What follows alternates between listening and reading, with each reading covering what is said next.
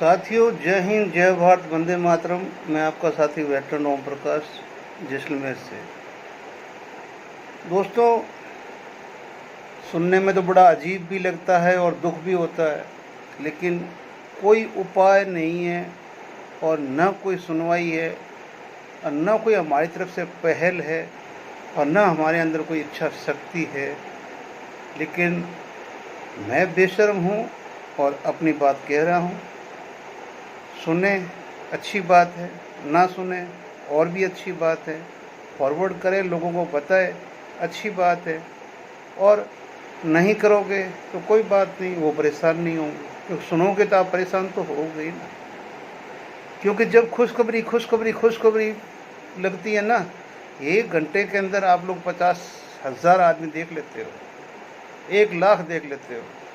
और एक छोटी सी खबर कोई निकली थी जिसके अंदर कोई लॉजिक नहीं था, मैं नाम नहीं लूँगा, लेकिन कोई लॉजिक न होते हुए उसको आपने एक दिन में 2,60,000 लोगों ने देखा। और लॉजिक कुछ था ही नहीं उसके अंदर, लॉजिक कुछ नहीं था। कोई छोटी सी मिस्टेक उसका मुद्दा बना दिया और 3 सवाल लिख दिए खुशखबरी, आपने देख ली।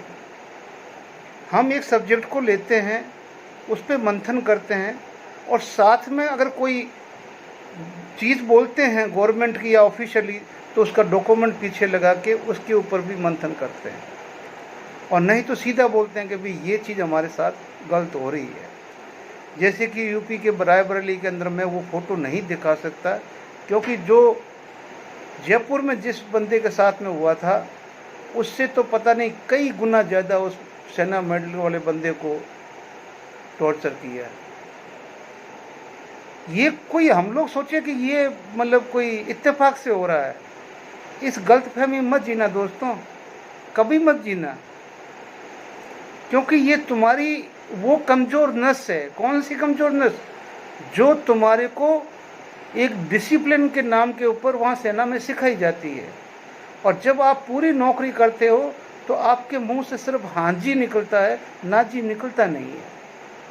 और वही चीज़ जब हम आ जाते हैं सिविल के अंदर, तो यहाँ पर भी हम छुट्टी आए हैं, टीटी आए हैं या सिविल में, हम लोग अपनी उस ईमानदारी को वैसे ही मेंटेन रखते हैं कि नहीं, हम सोल्जर है, हमें तो डिसिप्लिन से बात करनी है।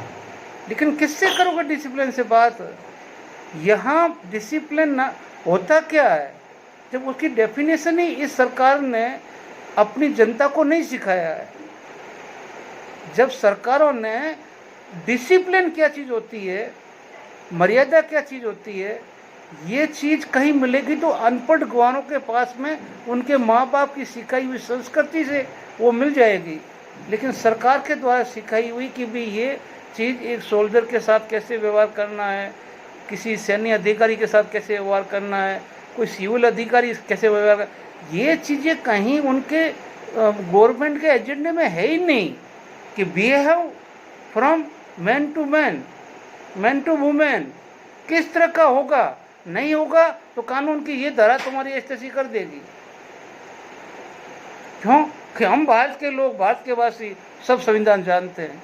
अब अंगूठा टेक क्या घंटा जानता है महादेव जी का?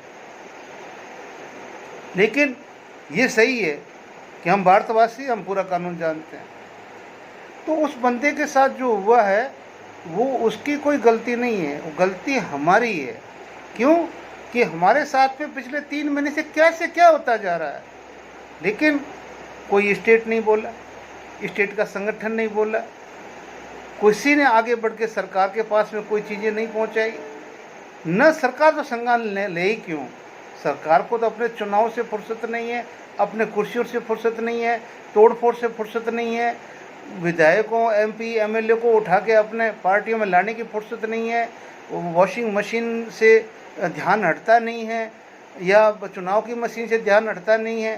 तो उनको तो ये एक तरह से मतलब देश के अंदर कोई ऐसा एजेंडा मतलब एकदम खड़ा करना जिससे कि अगर पिछली गलती हो गई तो ये जो गलती है ये उसको ढक दे। जैसे ही गवर्नमेंट क्वेश्चन मार्क पे आती है वो ऐसा बम फोड़ती है कि आप पिछली गलती को भूल के वो नई वाली को पीछे पड़ जाते हो। ये सरकार की अपनी नीयत है और इस भारत के देश के वासियों ने सिर्फ बहुत अच्छा इस गवर्नमेंट को माना था और मानते हुए इसको तीसरी बार लेके आए हैं।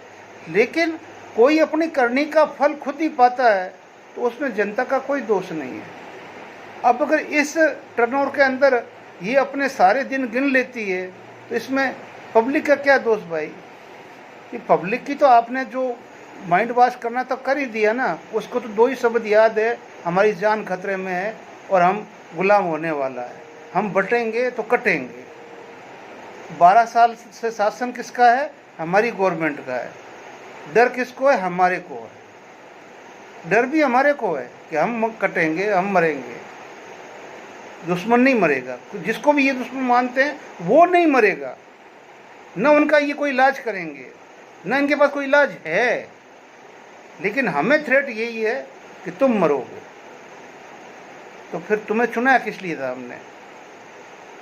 तुमने एक हमारी जो सनातन संस्कृति की पढ़ाई लिखाई जो कांग्रेस गवर्नमेंट में संविधान में बंद की थी, उस तक को आप हटा नहीं पाए। 370 को हटा के छाती तो फैलाई आपने, तो वो छाती से तो आपको एक वोट, एक एमपी, एक विधायक नहीं मिला। और आप एक विधायक फिर भी ले आई, एमपी भी ले आई, आपको नहीं मिला। क्यों मिलेगा? क्योंकि आप तो बस उसमें माहिर है ना। लेकिन आपने सनातन संस्कृति के लिए क्या किया? कुछ नहीं किया। सनातन संस्कृति को सिर्फ बदनाम किया। और आज इस मुकाम पे ले आए हो कि सनातन संस्कृति में कभी द्वैत नहीं था। आज दीपावलियाँ 2-2, 3-3, होलियाँ 2-2, 3-3, जन्माष्टमियाँ 2-2, 3-3। अरे तुम्हारे कब्जे में तो ये वाला जो लल्लू पंजू जो ये ज्योतिषचार्य बैठे हैं, ये भी नहीं है, ठीक है ना। इनको भी बिखेर रखा पूरे देश को। लक्ष्मी जी कब आएगी, किसके यहाँ आएगी, कैसे आएगी, उसके बारे में कोई वो नहीं है। चलो भाई, कोई बात नहीं। लेकिन इससे हमें सबक ये लेना है कि अगर एडवोकेट प्रोटेक्शन एक्ट बन सकता है, तो पूर्व सोल्जर या गौरव सैनिक प्रोटेक्शन एक्ट क्यों नहीं बन सकता है? लेकिन इसकी आवाज़ कौन उठाएगा? एडवोकेट कोर्टों को बंद करके आवाज़ उठाते हैं तो लोगोगे को मानना पड़ता। तुम क्या बंद करोगे? तुम क्या बंद करोगे जो तुम्हारी बात गवर्नमेंट सुनेगी? कुछ नहीं कर सकते। तुम अपने लिए नहीं मान सकोगे। तुम ये नहीं पूछ पाए गवर्नमेंट को अभी तक। ORP 3 लागू होने के बाद में मैंने एक एग्जाम्पल दिया था कि भाई एक इनवैलिड आउट का 1 रुपया तनख्वाह बढ़ी है 11 साल वाले की। कितनी?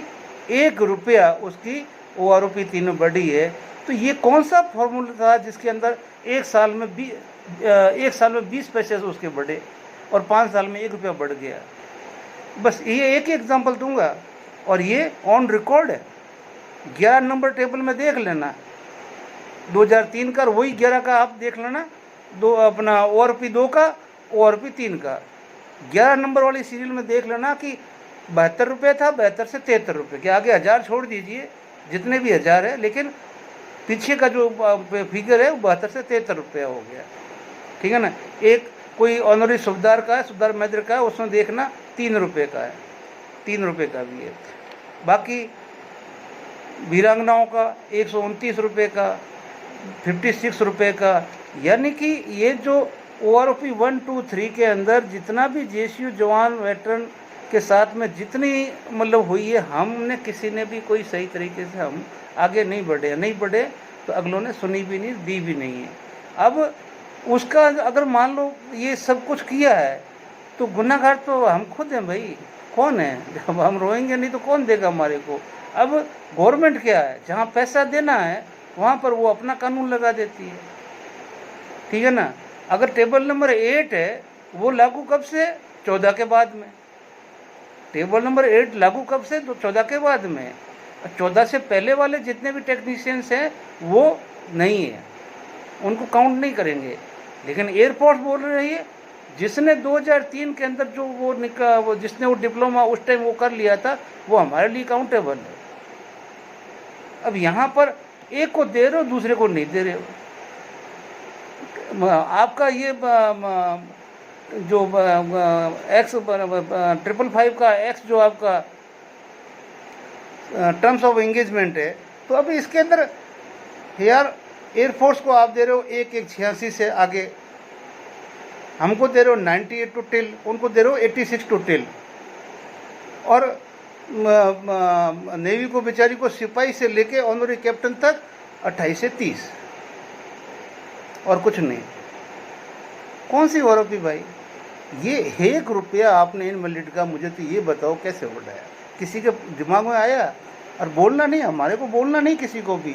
विधवा, विकलांग, प्रीमेचर, ठीक है ना, वीर नारी, ठीक है ना, जो भी हमारे जो ऑनरी वाले पूरे के पूरे सिपाही, नायक, हवलदार, दस्तार, सुबेदार, मेजर, जितने भी ऑनरी वाले हैं, किसी को एक पैसा नहीं है। अरे भाई, जब पैसा नहीं देना है तो फिर वो रैंक क्यों दे रहे हो?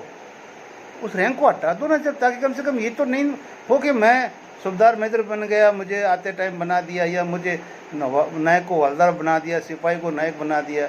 जब आप उसकी तनख्वाह नहीं दे सकते हो तो उस रैंक को हटाओ भाई। मन में वो लड्डू लेके तो ना निकले। क्यों खामोखा में जो ये मतलब ये झूठी है जो वो कर रहे हो? नहीं, गलत बात है। अब आप मना रहे हो वो मतलब 10 साल की नहीं, मेरी तरफ से तो आप पूरी शताब्दी की मना रहे हो। क्यों मना रहे हो? कि ब्रिटिश ने कभी ऐसा मतलब ऐसा कभी किया नहीं आयोजन, और कांग्रेस ने भी कभी ऐसा आयोजन किया नहीं, और अभी इन्होंने 10 साल में वो चीज़ कर दी है जो शायद 1000 साल में पहले कभी हुई नहीं है। राजा महाराजा के टाइम सेनाएं थी तब भी नहीं होती थी। तो इन्होंने जो दिया है, ठीक है ना, तो आपको सबको मैं एक बात बता दूं भाई, कांग्रेस ने जब 1 रैंक 1 पेंशन के ऊपर जब कमेटी बनाई तो कोश्यारी कमेटी, और कोश्यारी कमेटी में जो कोश्यारी साहब थे वो कौन थे? वो बीजेपी के लीडर थे, सरकार कांग्रेस की, और कमेटी का अध्यक्ष कौन बना? बीजेपी का। और बीजेपी का वो सबसे बहुत सीनियर और मैच्योर बंदा, उस कमेटी ने जो रिकमेंडेशन दी कि ज़्यादा से ज़्यादा सिपाही और नायक जो 33, 34, 35 साल आते हैं उनको वो आरोपी मिलनी चाहिए, वो गई भाड़ में। और 58 से 60 वाले अधिकारी जो थे वो अपना पूरा है जो 300% अपना बढ़ा के ले गए। क्यों? कि कोश्यारी कमेटी में खुद कोश्यारी कमेटी जो कमेटी का अध्यक्ष है वो मना कर रहा है। उस टाइम की जो कांग्रेस सरकार थी उसने क्लियर उसमें नोट लिख दिया था, ऑफिसर्स आर नॉट मतलब रिकमेंड फॉर ओ आरोपी, मतलब 1 रैंक 1 ऑफिसर रिकमेंड ही नहीं है। जब अधिकार हो भी कांग्रेस तो किसी हाल में देगी नहीं, तो फिर उनको बीजेपी की गोद में जाना ही था। तो ये सब आपको भेड़ बना के ले गए और जाके रेवाड़ी में खड़ा कर दिया और दुनिया को दिखा दिया और अपना सब कुछ ले लिया। और पर्दे के पीछे की जो सेटिंग थी वो आज भी चल रही है, और 7 तारीख को उस सेटिंग का एक बहुत अच्छा मतलब आपको मिल जाएगा देखने के लिए कि क्या सेटिंग थी। वो 7 तारीख को आपको देखने को मिल जाएगा। क्यों? कि उसके अंदर जेसीओ जोहार को कोई राइट नहीं है वहाँ पहुँचने का भी, और पहुँचेगा वही पहुँचेगा जो साहब का बहुत लाडला होगा, जो साहब का बहुत बड़ा लाडला होगा वही पहुँचेगा। और उसके अंदर ये प्रश्न कभी नहीं उठेगा कि लो भाई चलो हमें ये बताओ कि सिपाही की कितनी बढ़ाई आप लोगों ने, नायक की कितनी बढ़ाई, एक वीरांगना की बेचारी के जो पति खत्म हो उसकी कितनी बढ़ाई, या एक जो युद्ध घायल हो गया है 100% डिसेबल है उसको उसकी कितनी बढ़ाई आपने, या आप है जो उस बेचारे का जिसका मतलब नौकरी छोड़ के वो किसी वजह से घर गया तो उसको क्या दिया आप लोगों ने, या कोई ऐसी चीज़ कि भाई इन जवानों की आपने कितनी % पेमेंट बढ़ा दी, क्योंकि ऐसा तो कुछ है ही नहीं। इसलिए ये जो हो रही है ये 1 रैंक 1 पेंशन का ये जो मतलब जो महोत्सव नहीं हो रहा है, ये महोत्सव हो रहा है अफसर पेंशन का। क्यों? कि जो इनकी शॉर्ट सर्विस वाले थे वो अभी 14 साल तो हो ही गए, अब वो कैसे भी करके जब तक ये गवर्नमेंट है 1 साल और बढ़ा दे, उनके भी 15 साल नौकरी हो जाए तो वो पेंशन के काबिल हो जाए। क्योंकि एसएस वाले हैं उनको 20 करने की जरूरत नहीं है, आईसी वाले 20 कर रहे हैं, एसएस वाले 15 कर रहे हैं, उनको पेंशन मिल जाएगी। यानी कि अधिकारी रैंक पेंशन से कभी कोई भी सिंगल आउट नहीं रहेगा, ठीक है ना। और हमारे फौज के बाकी जितने भी रैंक है वो सारे अगर सर्विस रैंक भी नहीं की ना तो उनको भी प्रीमेचर में डाल देंगे। उसने बॉन्ड की नौकरी कर ली है, जो लिख के गया था पूरी करके आया, लेकिन अगर रैंक लग गई बीच में प्रॉब्लम आ गई तो वो प्रॉपर चैनल से आपसे हाँ करवा के आया है उसको प्रीमेचर में डाल देंगे, नहीं देंगे कुछ भी। तो आपके साथ तो न्याय हो भी नहीं सकता, होगा कैसे? आज 3 महीने में बताओ ना कौन सा संगठन आगे आया। और ये जो अभी हो रहा है, अरे आप कम से कम इकट्ठे होके, अरे कोई तो जंतर मंत्र पे काले झंडे लेके पहुंचो ना, कम से कम पहुंचो ना। मैं अपने संगठन से लेते हुए सब संगठनों को बोल रहा हूं, कोई जाएगा तो पाएगा, नहीं जाएगा तो बाबा जी का ठल्लू है।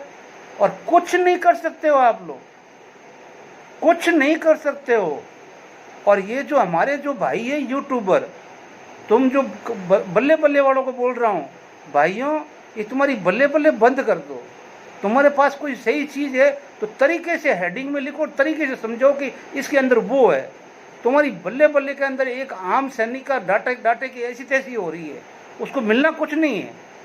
लेकिन तुम्हारी बल्ले बल्ले के चक्कर में उसको कम से कम 1-2 GB डाटा फूंकना पड़ रहा है। डाटे की कीमत क्या होगी अभी पहले पता करो ना। आपको तो यूट्यूब ने देते ना पैसा, लेकिन उसने क्या पाया? इसका मतलब तुम भी नहीं हो उनके साथ में।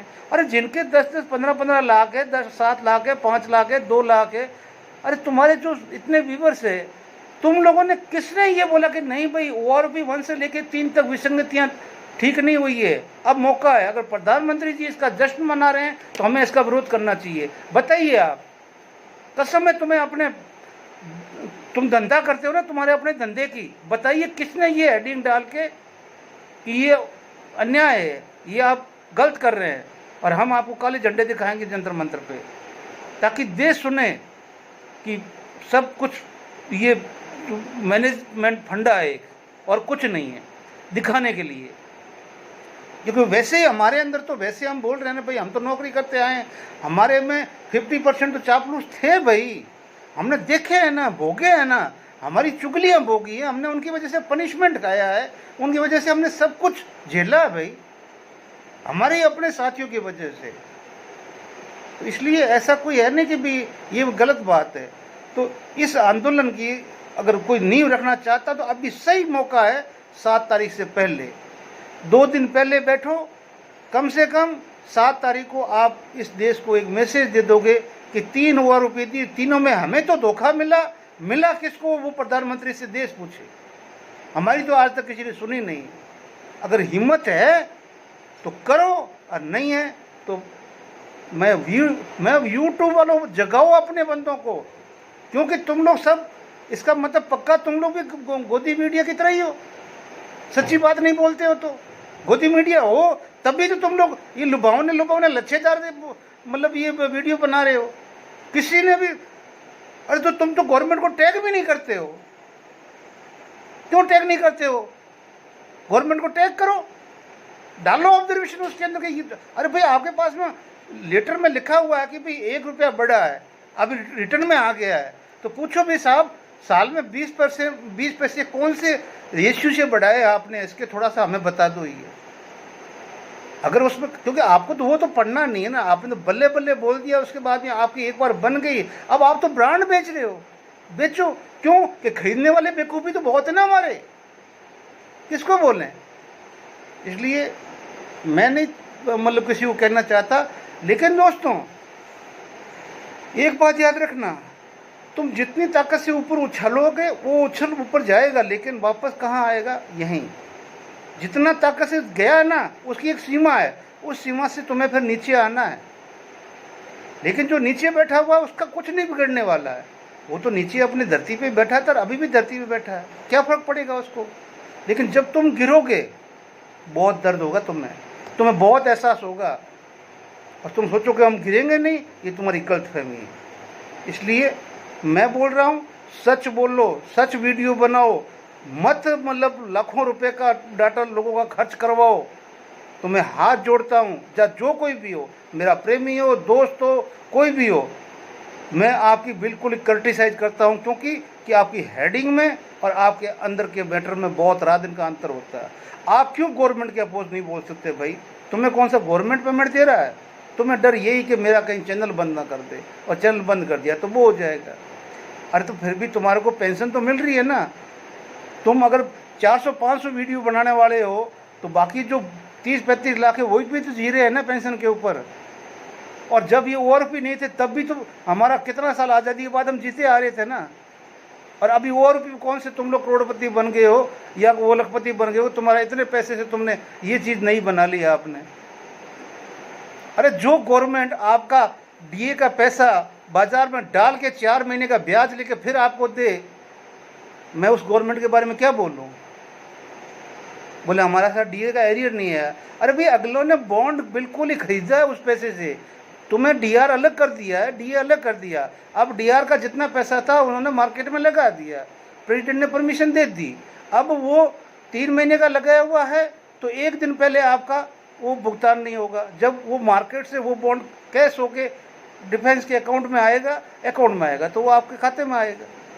अगर 4 महीने का किया हुआ है तो उसके हिसाब से आएगा। अब तो उसको कोई प्रतिबंध भी नहीं है, प्रतिबंध भी नहीं है भाई। और जो सिविलियंस की है, कैसे आज अनाउंस हुआ है, कल से उनके खातों में आना शुरू हो जाता है। क्यों हो जाता है? उनका पैसा नहीं होता है, ठीक है ना। जाओ आप एयरफोर्स के सीडीए में चले जाओ, ठीक है ना, कैसे उनका एडजस्टमेंट होता है। तो फिर आखिर ये पूर्व सैनिकों के साथ में ऐसा क्यों कि इनको लगा था कि अब कहीं आपका डब्बा गोल होता जा रहा है, तुम्हें मतलब मिलने वाला कुछ नहीं है, लेकिन आप अपनी पेंशन बचा पाओगे ये भी भविष्य के अंदर सुरक्षित नहीं है, सुरक्षित नहीं है। भले मेरे को 10 गाली आप इसमें कमेंट में दे देना, कोई फर्क नहीं पड़ता, लेकिन कुछ कर सकते हो तो करो। और ये महोत्सव है, इस महोत्सव के अंदर दुनिया को संदेश दो कि ये दिखावलीपन जो डफली बजा रहे हैं ये खाली डफली बजा रहे हैं, ठीक है ना। हकीकत में कोई जवानों को वो आरोपी 1 से लेकर 3 तक नहीं मिली है। जय हिंद, जय भारत, वंदे मातरम। मिलते हैं अगले वीडियो में।